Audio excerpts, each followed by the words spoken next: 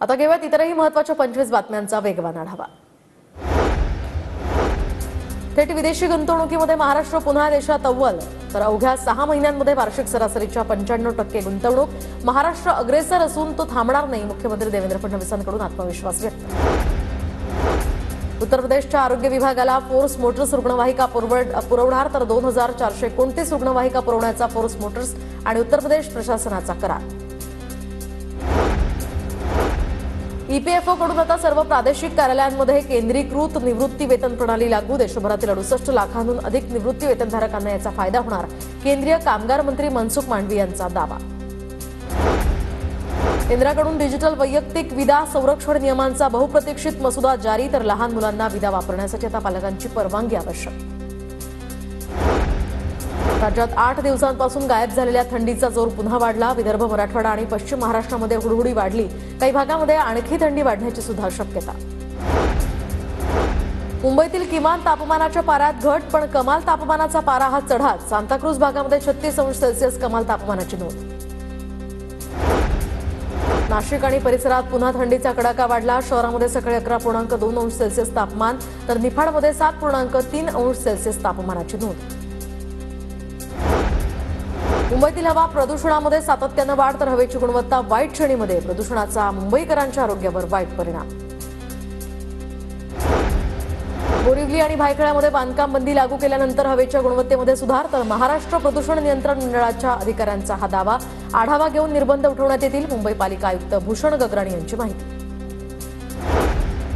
मुंबईत दूषित पाण्यामुळे रुग्णांमध्ये वाढ, तर सार्वजनिक आरोग्य विभागाची माहिती। तर नागरिकांनी पाणी पिताना काळजी घेण्याचं आरोग्य विभागाचं आवाहन।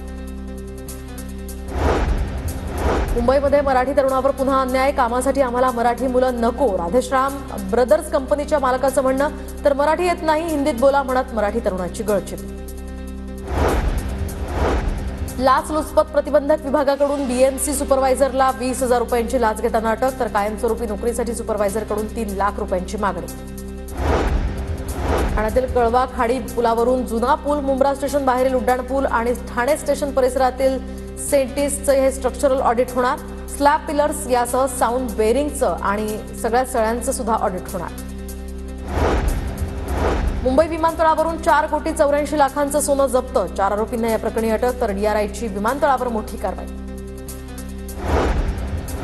ठाण्याच्या उल्हासनगरच्या आशेळ गावातनं बांगलादेशी दाम्पत्याला अटक, उल्हासनगर गुन्हे शाखेची कारवाई। महिला एका हॉटेलमधून वेटर म्हणून काम करत असल्याची माहिती।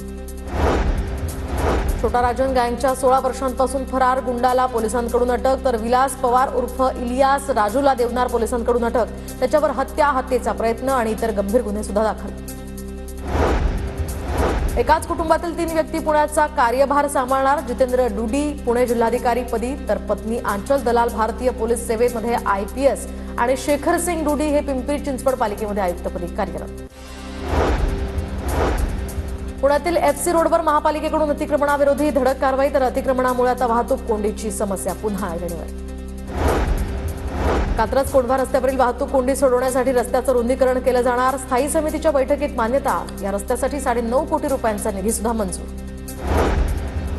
पुणे सातारा महामार्गावरील कात्रज घाटातील जुन्या बोगद्याच्या आतील भागातील प्लास्टरचा काही भाग कोसळला, तर या ठिकाणी वाहन नसल्यामुळे सुदैवाने दुर्घटना टळली।